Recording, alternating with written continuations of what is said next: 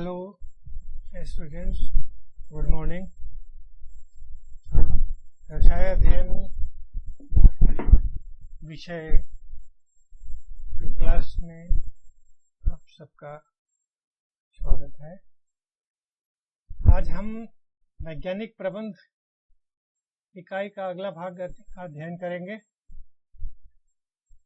इसके पहले मैंने बताया था F.W. टेलर जो वैज्ञानिक प्रबंध के जनक कहे गए हैं, और उसके पहले मैंने एक और प्रबंध वैज्ञानिक का नाम बताया था, हेनरी फेयोल, जिनको प्रबंध के सिद्धांत का जन्मदाता कहा गया है। टेलर के वैज्ञानिक प्रबंध के 12 बिंदु का अध्ययन पिछले अध्याय में हमने किया है। आज हम उनके इस सिद्धांत का महत्व जानेंगे।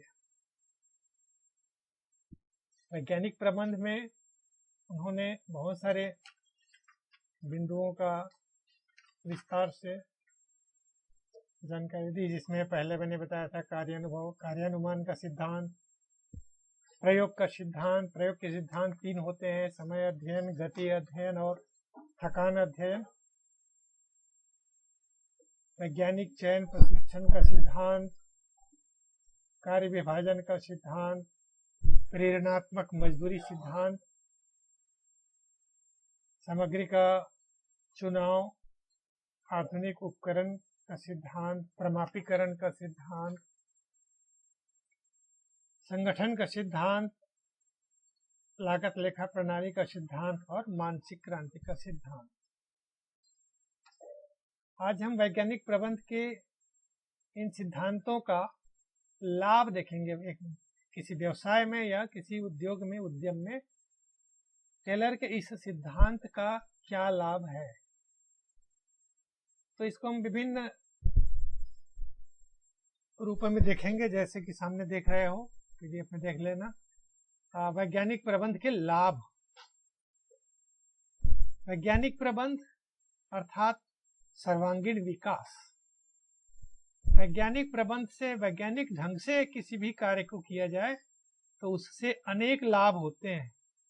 हम प्रबंध के विषय में वैज्ञानिक प्रबंध का लाभ देखेंगे तो सबसे पहले पॉइंट है, देखिए, निर्माताओं यानी उत्पादकों को लाभ।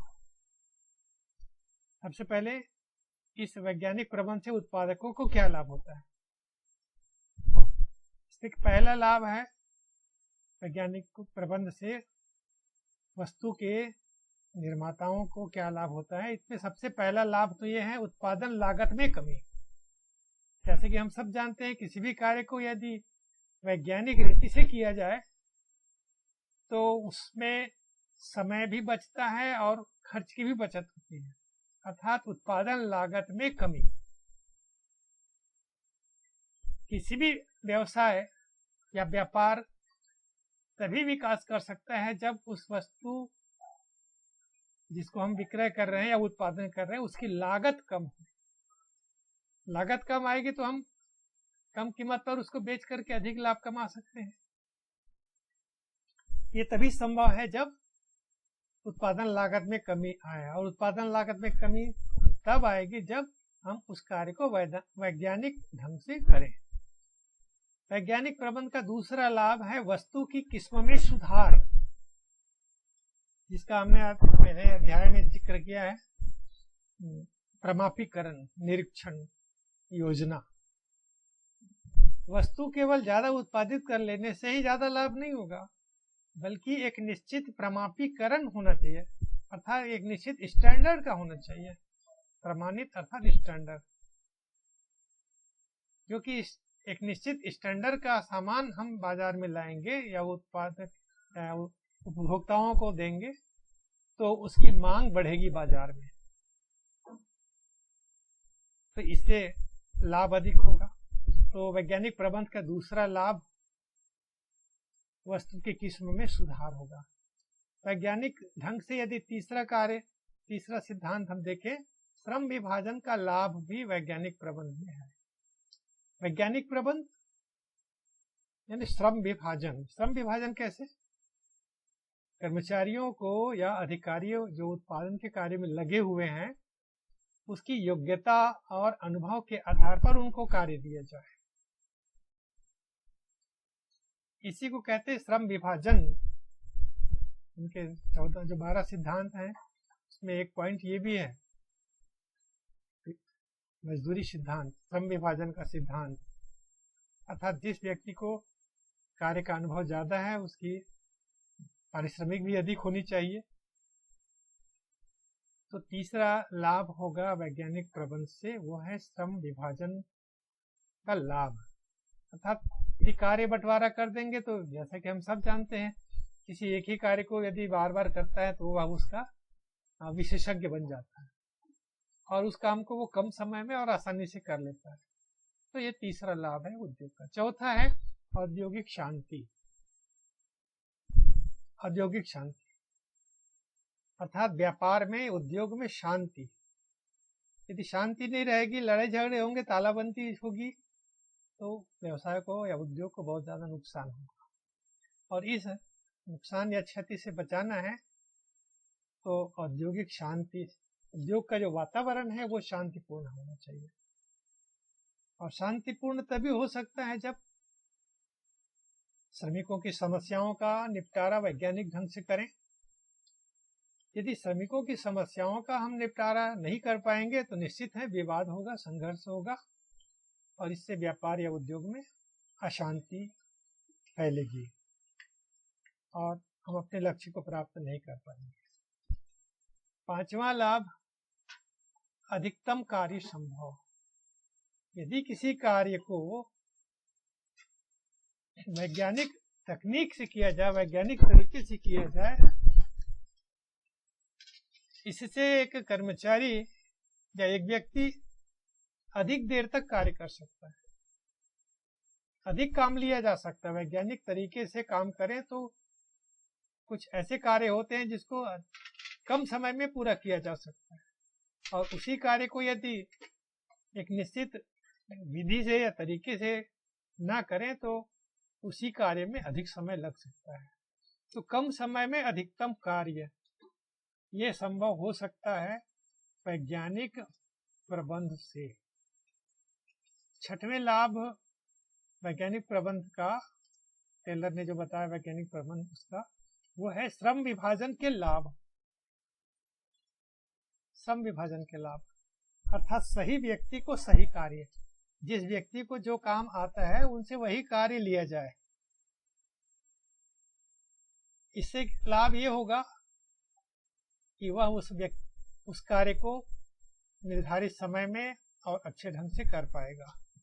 तो ये वैज्ञानिक प्रबंध के सिद्धांत, 6 सिद्धांत। सातवें सिद्धांत, सातवें लाभ देखें, ये प्रबंधकों को लाभ बता रहे हैं अभी। सातवां लाभ प्रबंधक को वैज्ञानिक प्रबंध से ये है पूर्ण निरीक्षण। जब किसी कार्य को वैज्ञानिक ढंग से किया जाएगा तो उसकी जांच, उसकी निगरानी या भविष्य में उसमें आने वाली जो परेशानी है उससे बचा जा सकता है, क्योंकि उसको कार्य करने का एक ढंग है और निरीक्षण भी आसानी से किया जा सकता है कि ये कार्य निश्चित तरीके से या वैज्ञानिक ढंग से हो रहा है कि नहीं। तो इसमें बीच बीच में जो बाधा आती है, परेशानी आती है, उसमें बच सकती है। प्रबंधकों को ये 7 लाभ मैंने बताए, फिर से देख लीजिए। प्रबंधक को, उत्पादकों को वैज्ञानिक प्रबंध से क्या लाभ है? पहला, उत्पादन लागत में कमी। दूसरा, वस्तु के किस्म में सुधार आएगा। तीसरा, श्रम विभाजन का लाभ होगा। चौथा लाभ एक प्रबंधक को होगा, वो है औद्योगिक शांति बनी रहेगी। पांचवें लाभ अधिकतम कार्य, कम समय में अधिकतम लाभ, अधिकतम काम लिया जा सकता है। छठवां लाभ श्रम विभाजन, अर्थात उस कार्य को करते करते व्यक्ति एक्सपर्ट हो सकता है यदि वैज्ञानिक तरीके से किया जाए। तो ये 7वां मैंने बताया पूर्ण निरीक्षण। वैज्ञानिक तरीके से कोई कार्य हो रहा है उनका निरीक्षण करना, जांच करना भी आसान हो सकता है। अब देखेंगे श्रमिकों को क्या लाभ होगा वैज्ञानिक प्रबंध से। तो श्रमिकों को सबसे पहला लाभ तो ये है आय में वृद्धि। किसी कार्य को कोई श्रमिक वैज्ञानिक तरीके से किया जा रहा है, इससे उसकी कार्य क्षमता बढ़ेगी। किसी भी कार्य को यदि कार्य करने के जो तरीके हैं उस तरीके से किया जाए तो कार्य क्षमता बढ़ती है, और कार्य क्षमता बढ़ने से उसकी आमदनी बढ़ेगी। तो इस तरह हम कह सकते हैं कि जिस काम को हम वैज्ञानिक तरीके से करें वो कम समय में पूर्ण हो सकता है, और बाकी जो समय बचेगा उस समय को अतिरिक्त कार्य में लगा करके अतिरिक्त आय कमाई जा सकती है। तो श्रमिकों को ये लाभ है आय में वृद्धि। दूसरा लाभ श्रमिकों को हो सकता है कार्य क्षमता में वृद्धि।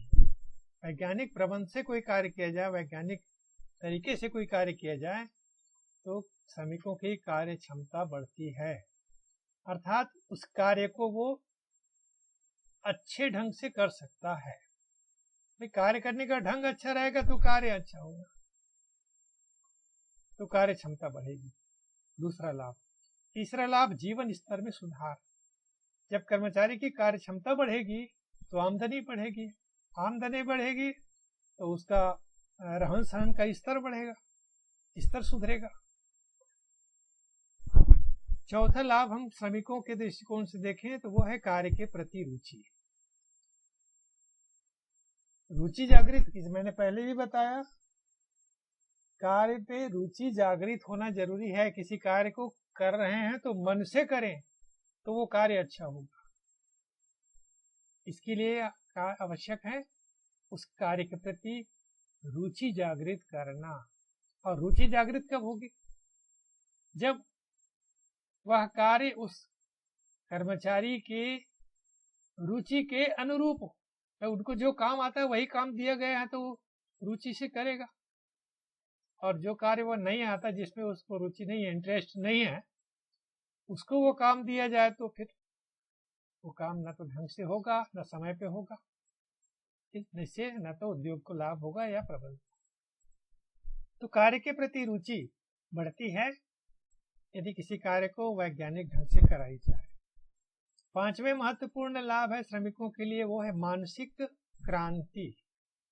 मानसिक क्रांति का सिद्धांत आखिरी 12वां सिद्धांत टेलर का मैंने बताया है, मानसिक क्रांति। क्योंकि आए दिन हम उद्योग में हड़ताल या तालाबंदी की स्थिति जो देखते हैं, सुनते हैं, इसका कारण क्या है? श्रम एवं पूंजी में आपसी संघर्ष, या हम दूसरे शब्दों में कह सकते हैं मजदूर और पूंजीपतियों के बीच आपस में सहयोग और समन्वय का अभाव। और ये तब होती है ऐसी स्थिति, दोनों के बीच झगड़ा तब होता है, कर्मचारी और प्रबंधक के बीच, जब दोनों में मानसिक क्रांति विकसित नहीं होता, अर्थात तो मन से न तो श्रमिक उस कंपनी को अपना समझता है और न कंपनी का जो स्वामी है वो श्रमिकों को अपना समझता है। जब दोनों ये समझने लगे कि हम जो भी कर रहे हैं अपने लिए भी लाभप्रद है, कंपनी के लिए भी लाभदायक है, तो वह कार्य मन लगा के करेगा, ज्यादा समय तक करेगा, अच्छे ढंग से करेगा। तो इसी को कहते हैं मानसिक क्रांति। जो भी कार्य कर रहे हैं वो सर्वहित के लिए है, उसमें अपना भी हित है। यदि ये मन में आएगा तभी वह अधिक कार्य कर पाएगा। श्रमिकों को छठवां लाभ वैज्ञानिक प्रबंध से हो सकता है रोजगार में स्थायित्व। रोजगार में स्थायित्व अर्थात श्रमिकों को ये विश्वास दिलाना होगा कि आपको कार्य से नहीं निकाला जाएगा, बल्कि आपकी योग्यता जैसे जैसे बढ़ती जाएगी आपको नियमित रूप से रखा जाएगा, कार्य से नहीं निकाला जाएगा। और ये तब संभव है जब वैज्ञानिक ढंग से, वैज्ञानिक तरीके से कार्य किया जाए। तो ये तो हुआ कर्मचारी को लाभ। अब हम समाज को भी लाभ देखें। वैज्ञानिक प्रबंध से समाज को भी लाभ होता है, राष्ट्र को भी लाभ होता है, क्योंकि व्यक्ति एक सामाजिक प्राणी है, व्यक्ति का संबंध समाज से है। तो इससे समाज और राष्ट्र को क्या लाभ होता है ये भी देख लें। तो सबसे पहला लाभ तो राष्ट्रीय आय में वृद्धि होगी, क्योंकि उत्पादन बढ़ेगा, मन लगा के कार्य होगा, उत्पादन बढ़ेगा, वैज्ञानिक तरीके से काम होगा तो उत्पादन बढ़ेगा, और उत्पादन बढ़ेगा तो उद्योग और व्यवसाय का विकास होगा। जब उद्योग बढ़ेंगे, व्यापार बढ़ेगा, तो उसकी आमदनी बढ़ेगी, आमदनी बढ़ेगी तो उससे देश को भी लाभ मिलेगा, कर आदि के रूप में, टैक्स के आदि के रूप में देश को भी लाभ होगा। और देश को लाभ मतलब समाज के हर व्यक्ति को लाभ। और दूसरा लाभ, उपभोक्ताओं को लाभ। वैज्ञानिक प्रबंध लागू होने से दूसरा लाभ ये है, जैसे भी मैंने बताया पहला लाभ में, उद्योग और व्यवसाय का विकास होगा। जब उद्योग और व्यवसाय का विकास होगा, उत्पादन ज्यादा होगा, लागत कम आएगी, तो बाजार में उस वस्तु का दाम भी कम होगा, अच्छी वस्तुएं प्राप्त होगी, इससे लोगों का रहन सहन का स्तर सुधरेगा। हम कह सकते हैं उपभोक्ताओं को भी लाभ होगा वैज्ञानिक प्रबंध से। तीसरा लाभ जो बहुत ही महत्वपूर्ण लाभ है वो है रोजगार में वृद्धि। ज्यादा उत्पादन होगा, ज्यादा व्यापार बढ़ेगा, व्यवसाय बढ़ेगा, तो लोगों को अधिक से अधिक रोजगार मिलेगा।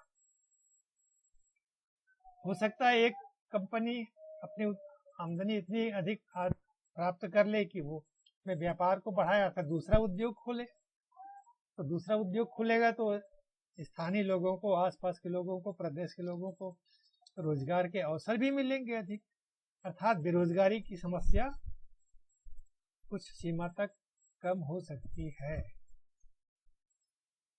तो रोजगार में वृद्धि होगी, ये भी वैज्ञानिक प्रबंध का एक लाभ। और चौथा लाभ, औद्योगिक शांति। मैंने पहले भी बताया, औद्योगिक अशांति से देश की अर्थव्यवस्था चौपट हो जाती है, और यही कारण है कि आज हर उद्योग और व्यवसाय में वैज्ञानिक प्रबंध की जो तकनीक है उसको अपनाई जा रही है, जिसके कारण आज न केवल उद्योग व व्यवसाय में बल्कि संपूर्ण अर्थव्यवस्था, संपूर्ण समाज, संपूर्ण राष्ट्र, यहाँ पर शांति बनी हुई। ये वैज्ञानिक प्रबंध के सिद्धांत जो टेलर ने बताए हैं, FW टेलर ने, उससे अनेक लाभ हैं। इसके अतिरिक्त कुछ बातें और भी हैं, इसमें हम अगले क्लास में इनके वैज्ञानिक प्रबंध के कुछ दोष हैं ये भी देखेंगे। इसके पहले FW टेलर ने जो समय अध्ययन और गति अध्ययन बताया था, जिसको मैंने पहले पीरियड में बताया था इसके पहले, इन दोनों में अंतर देख लेना। दोनों में अंतर, समय अध्ययन और गति अध्ययन में अंतर, ये अक्सर परीक्षा में पूछा जाता है। इसमें हमारे इस किताब के पेज नंबर 50 में दिया हुआ है, नवबोध की किताब देख लेना, उसमें प्रबोध की किताब में भी मिलेगा ये समय अध्ययन और गति अध्ययन में अंतर। इसके अतिरिक्त FW टेलर और हेनरी फ्यूल, ये दोनों के सिद्धांत, एक प्रबंध के सामान्य सिद्धांत का जनक है और दूसरा वैज्ञानिक प्रबंध के सिद्धांत का जनक है। दोनों ने अलग अलग सिद्धांत बताए हैं, लेकिन दोनों में काफी समानता है, कुछ असमानता भी है, कुछ समानता भी है। इसको भी देख लेना पेज नंबर 54 में, नवबोध की पेज नंबर 54 में विस्तार से दिया गया है। ये भी परीक्षा के दृष्टि से काफी इम्पोर्टेंट है। तो खैर मैं उनके बारे में शनिवार को जो क्लास होगी उसमें बताऊंगा। जैसे मैं बार बार कह रहा हूँ, इन किताब के जो लघुत्तरी प्रश्न हैं उसका नोट्स भी साथ साथ बनाते चलना है, याद भी करते जाना है। क्योंकि अभी स्थिति देख रहे हो, कोई ज़रूरी नहीं है अभी जून में या जुलाई में ही स्कूल तुम्हारा चालू हो जाए। तो जो भी, और जो जुड़े नहीं हैं यार, जो अटेंड नहीं करते हैं, उन सभी अपने दोस्तों को भी बता दो कि रेगुलर क्लास वो अटेंड करे, है ना। मैडम प्रिंसिपल भी बोल रही थी कि पूरे बच्चे आप जो पढ़ा रहे हैं या टीचर्स जो भी पढ़ा रहे हैं उनको ध्यान नहीं दे रहे हैं उस पर, तो बाद में परेशानी में पड़ सकते हो। इसलिए कोई भी क्लास मिस नहीं करना है, इस बात का ध्यान रखो, क्योंकि ये पढ़ाई बाद नहीं होगी, बहुत पिछड़ जाओगे। हाँ, फिर से हम इसका रिविजन नहीं करा पाएंगे, क्योंकि मान लीजिए जुलाई में जो भी नहीं खुला, अभी संभावना ऐसी दिख रही है, कोरोना वायरस का जो असर है और समाप्त अभी नहीं हुआ है, बढ़ते जा रहा है। इसलिए ये मत सोचो कि स्कूल में तो सर स्कूल खोलेंगे तो पढ़ाएंगे ही। मैं बात जो बोल रहा हूँ, जो भी टीचर्स बता रहे हैं उनको बहुत ध्यान से सुनो। इस पाठ का भी जो लघुतरी प्रश्न है,